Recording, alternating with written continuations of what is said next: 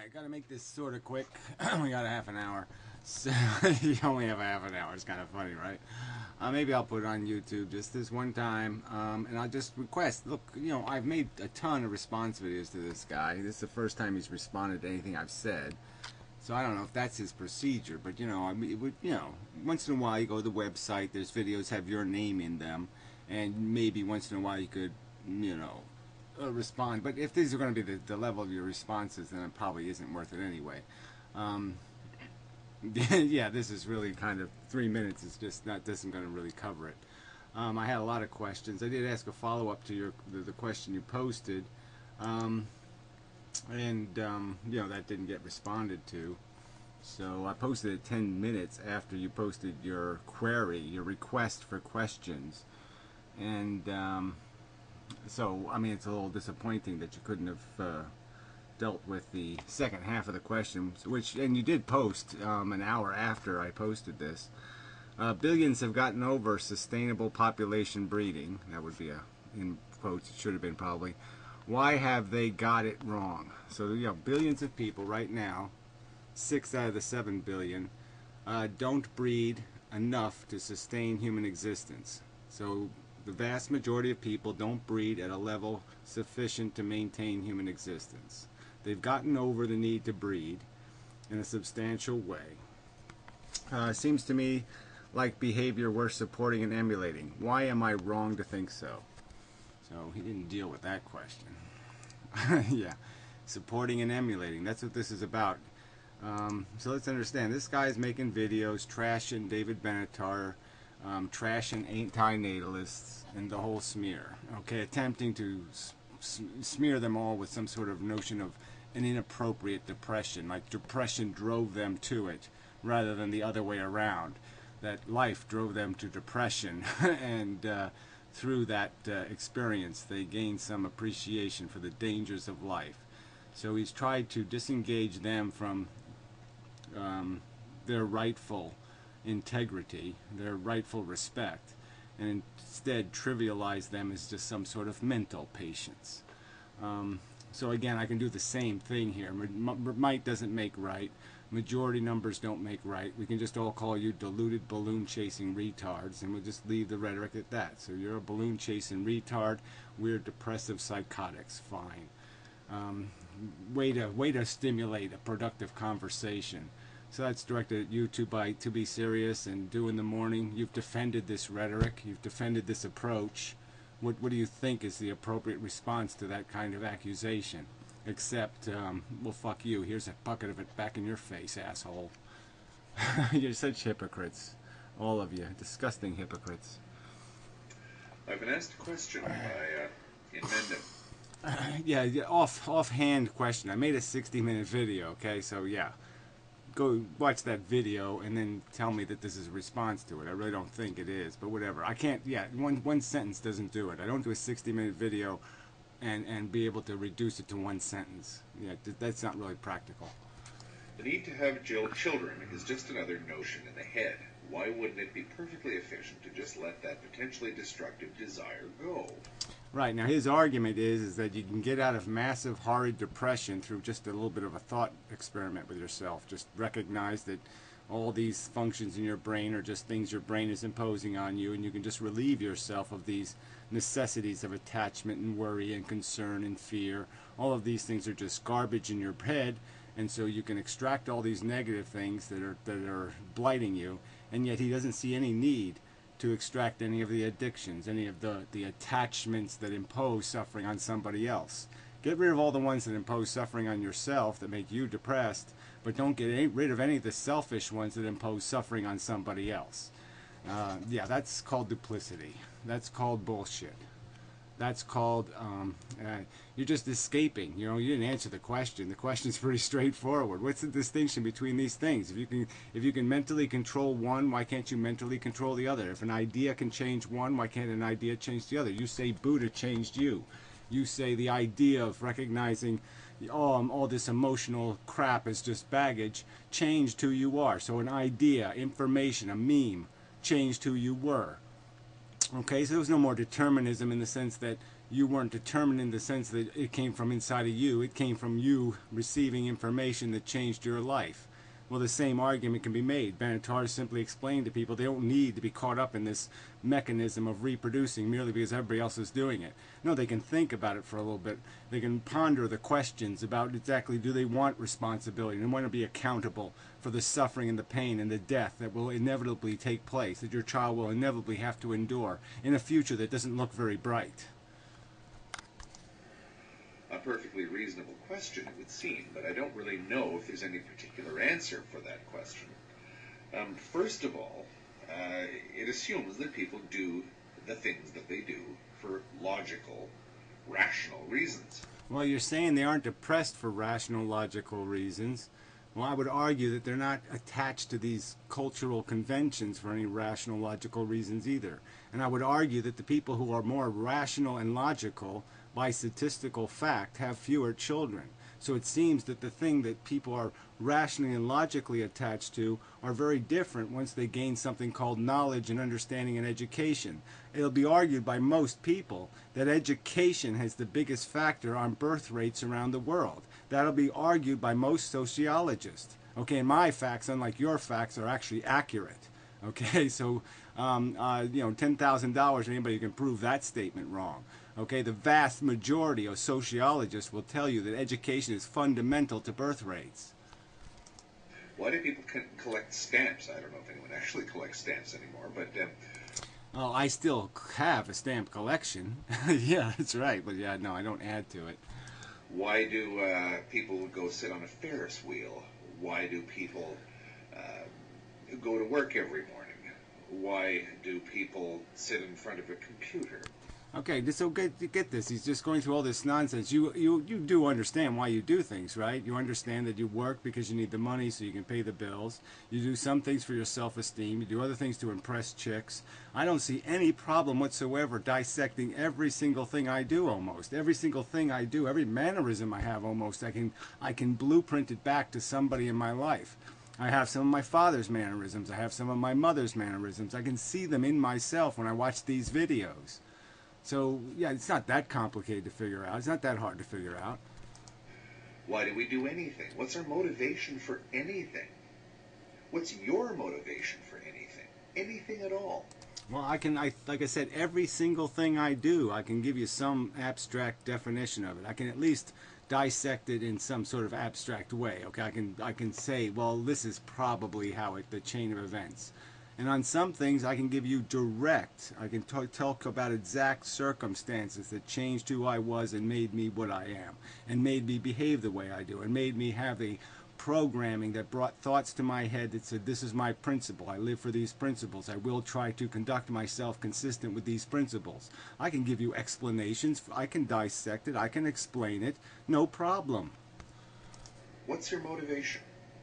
Why? I think that fundamentally that's an unanswerable question. I don't think that anybody... I think fundamentally that's a huge, gigantic, preposterous evasion. This whole subject of antinatalism, can't see the title, the antinatalism is about the fact that people make these decisions to procreate. It doesn't just fall out of them on them from the sky. Okay, it's a behavior we can control. We do have control over it now as human beings. So it's a volition. It's an act of volition. It's an act of aggression. It's no longer something that happens to us. We make it happen. Okay, and so and we can dissect the difference between people who do it because God says so. They do it because their culture won't let them do it any other way. They prohibit birth control.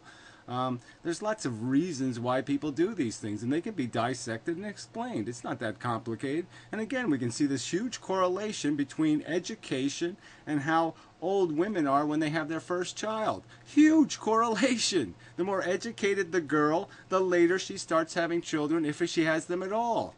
Okay, and her numbers go from 5 to 2. I mean, it's a huge difference. It's documented in India.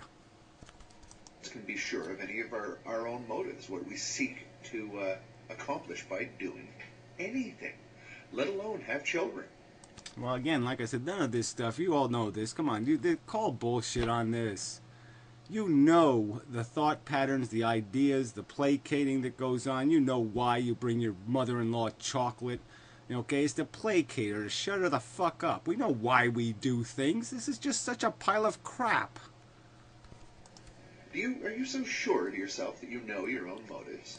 Yeah, I'm damn sure of it. Yeah, damn sure. Okay, my motives really aren't that complicated. Okay, they really aren't. I love to rub my dick on things, and I like to hit golf balls, and I like walking in the woods. There we go. I'm pretty much summed up. I'm not asking you that as anything other than a rhetorical question. Well, there's no point in asking as a rhetorical question like it's some sort of unanswerable question, because I can answer it right to your goddamn face. Name a behavior of Gary's, name a mannerism of Gary's, name something of Gary's, and Gary will explain where the fuck it came from. But really, do I know why I get out of bed in the morning? Do I really understand that in a thorough way? I doubt it. You really do. You doubt it. So if you didn't have a job, you would get up at the same exact time and do exactly the same things and then just sit in the kitchen and say, well, I don't have a job, so I'll just sit here in the kitchen. You can't think. Your brain wouldn't come up with some kind of crap agenda. Oh, yeah, you got to fix the doorknob. Got to come mow the grass. Got to pull some weeds. Got to do this. You couldn't come up with a list. I got a list of 1,000,000 things on my list. 1,000,000 things to do. It seems to be that it's easier to do that than not do the opposite or not do something else. By not getting out of bed and going to work, I complicate my life to the point where it's easier to simply go to work. It's not easier. You understand. You have an understanding, okay, that creates a principled notion in your head, a prime directive. The prime directive is don't fuck your life up. All right? I mean, that's not a complex prime directive. Most people have it, except for the fucking ignorant jackasses. So most people say, is this going to fuck my life up before they do it? And sometimes they don't do it on Saturday night when they go out drinking, but that's another bad habit, and we can explain that because there's a competing interests. There's competing interests sometimes. Sometimes you want to do more than one thing, and you try to do them all at once, and that can be a mistake. Every day, whether or not I've got a hand in it, I'm a function of the world in which to which I was born. I'm a creation of that world. I might believe that time, space, and all that sort of thing doesn't exist, but just watch what happens when I try to live as though they don't. So... Well, I didn't even understand that. Try to live as if time, space, all this stuff doesn't exist. No, there's no point in doing any of that stuff. The illusion is our sentience is an illusion. Our consciousness is an illusion. Yes, time, space, whatever. It doesn't matter if it's an illusion. As Einstein said, it's one hell of an illusion. You don't have to go any further than that. It's one hell of a fucking illusion. All right, so I think that conversation is over. The premise of all rational conversation I'm going to have on planet Earth is based on the idea that there is time, there is space, and there is sentience. Okay, and the sentience is goddamn valuable because it could be in these horrible states and these not horrible states, and that's goddamn important. This math is not that complicated. Life is not that complicated. We know where we came from. We came from a DNA molecule replicating. You don't want to deal with that simple fact. Do you believe in abiogenesis? Answer that direct question. Do you believe that in abiogenesis that it was a matter of chemistry combining that created a unique molecule, only happened one time in all recorded known history? Do you believe in that or don't you? It's the old question. What's better, inaction or action? What's better, to go along with the world? Well, there's no such thing as inaction as long as you're conscious, okay? Because you're going to have thoughts that are actions in a sense, okay? It's all movement in a sense. It's movement from the exterior world, sound waves, light beams, all this stuff, and it creates movement in me. And it does it through a programmed sequence, through a filter, okay, that gleans something called logic and sensibility out of the noise and the nonsense. That's what brains do. It's not that complicated. You want to make it complicated, but it's not. Or to just sit down and refuse to accept the world. Well, I think that I attempted at one point to figure out some way to... Rejecting isn't the same as not accepting, but, theoretically. I mean, the point is we've diagnosed it. We've looked at the world and we said it's stupid. It's just tic-tac-toe. It's a dumb game. All right? There's blood all over it. There's guts all over it. It's a silly, idiotic tic-tac-toe to the death. Why would anything play this? This is not a logical game. It's not a game for adult intelligences. This is something an idiot plays. It isn't something an intelligence plays with. That's the conclusion. It's not a rejection. It's not It's not accepting, it's just concluding. It's drawing a rational conclusion about the state and function of the device. The device is not functional, it's not safe, it's dangerous, it's messy, it's sloppy. It's a chainsaw you don't start because the chain's going to fly off and rip your eyes out. Avoid accepting the world. But inevitably the world will pull you back in one way or another, unless you're willing to just sit down and die.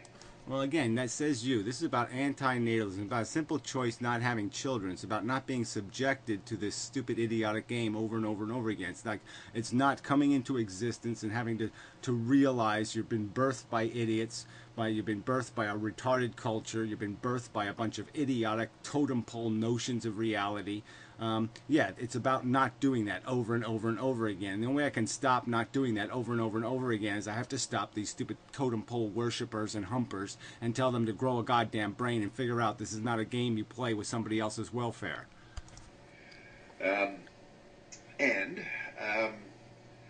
As far as having kids goes, that's another thing that may actually be easier to do than not to do for a lot of us, for everybody, or for most people, for that. Oh, what a silly thing to say. Like I said, most people have realized it's a fucking brain fuck. It's a life fuck, okay? There's lots of people who give you that example right here on YouTube, okay? They got kids, and where are they? They're on YouTube because they don't find it stimulating enough to be wiping noses. This is a bogus argument. Again, I'm arguing that most people are migrating to the choice not to have sufficient children to maintain human existence. You're arguing that there's something wrong with that philosophy. Explain what's wrong with that. What's wrong with the 7 billion people insufficiently reproducing to sustain human population? Explain why their lifestyle is the wrong lifestyle and the 15% or the 10% are the right lifestyle. Simply because it's easier to have kids than to not have kids, in the same way as that it's easier to play solitaire than not to play solitaire. Just sit there and do nothing and watch. Well, yeah, whatever. Like if the solitaire cards were made out of sentient creatures, that equation would change quite a bit, wouldn't it? If every time you flipped one and it matched and they said ouch, that would matter, right? It would make a difference. Just like you don't consider the animals you eat to be of any value or to be any worthy of any consideration. But that's the game. That's what we're playing this game with. The pieces are alive. They're real. The function of the board is made out of living matter that's going to feel. All right? It's not a free fucking lunch. It's not playing goddamn solitaire. It has larger and bigger implications than that. I'm not a game of solitaire. I'm not a card. I'm not a table. I'm not something to entertain somebody. They do not have me for the purpose of their goddamn entertainment. What happens? Dynamism and activity just seems to be built right into our condition as human beings. Yeah, imposition, stinky, lousy, smelly farting on other people's faces. It seems to be built into our condition. I'd say it's behavior that needs correcting. Why would an antinatalist attempt to do anything? Stop having kids. There's nothing else to do after. No, I'm sorry. I didn't get here by nataling. You just don't get it.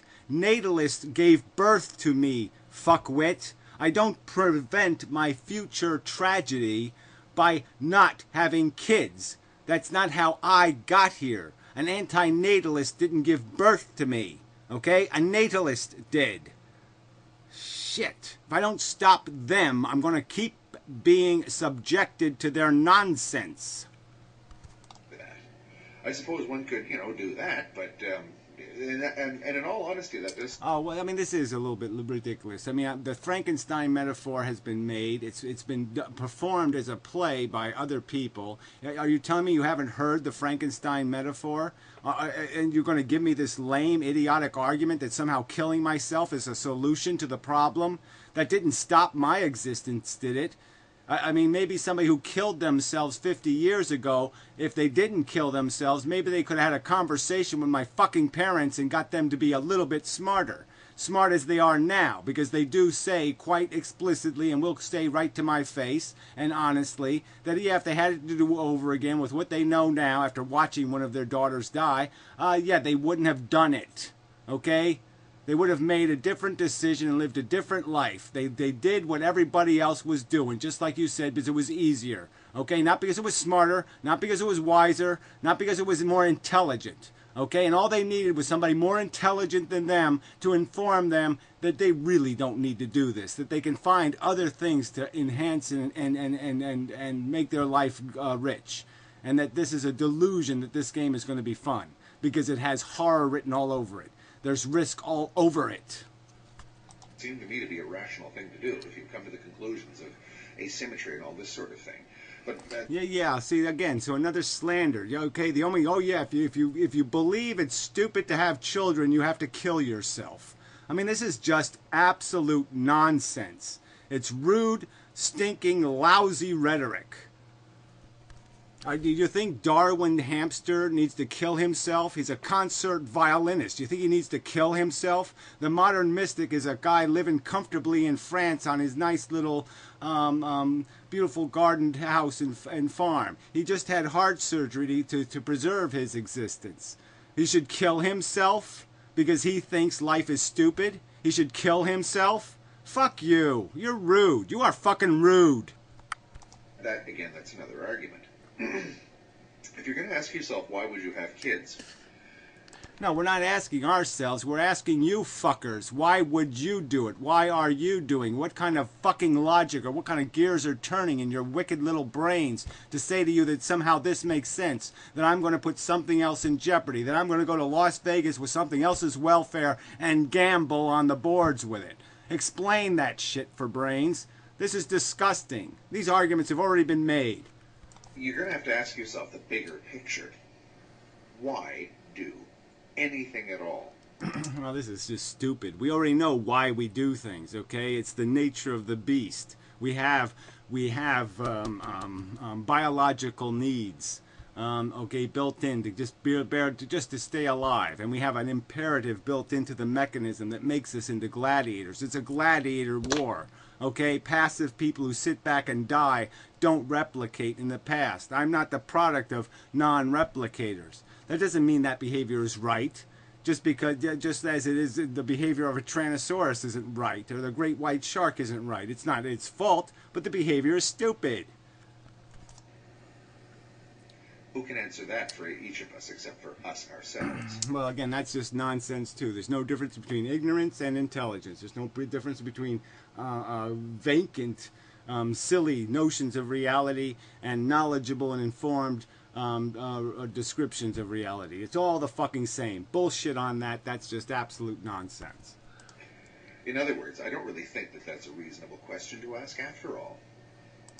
Yeah, whatever. Right. The most important thing in the world you can do, short of killing somebody, is imposing them, is forcing them into existence. It's a highly important activity. You don't think they should give it any judgment whatsoever. They're not obligated to meet any kind of standard of logic or sensibility, to have any kind of notion of purpose and productivity and efficiency.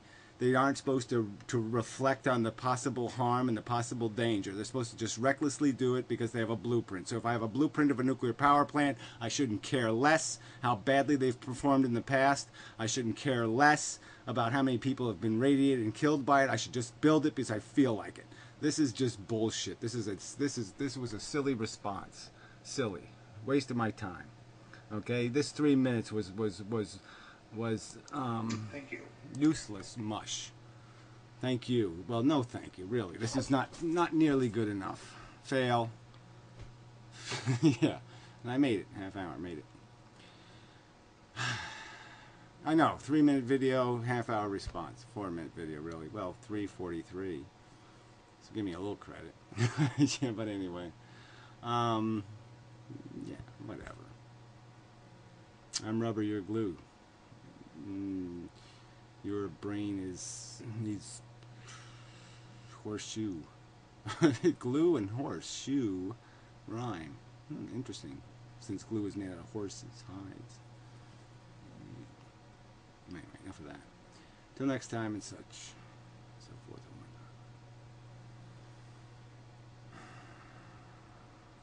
whatnot. Alright, quick add-on. Yeah, Google sucks, okay? I'll at least say that much. I don't like doing YouTube videos. I don't want to do YouTube videos. Again, I'm only doing this because it's a direct response to his response. I'm not going to make a habit of it. Blah, blah, blah. YouTube sucks. YouTube sucks. Censorship sucks. The whole thing sucks. Fuck you. corporations, fuck you advertisers, fuck the whole fucking idiotic jackass mechanism. Fuck you for putting our free speech rights in the hands of these evil fucking corporations. Fuck the whole fucking evil stinking mechanism. So there, that's just my editorial comment and such. Fuck them. Go to vlogerdome.com.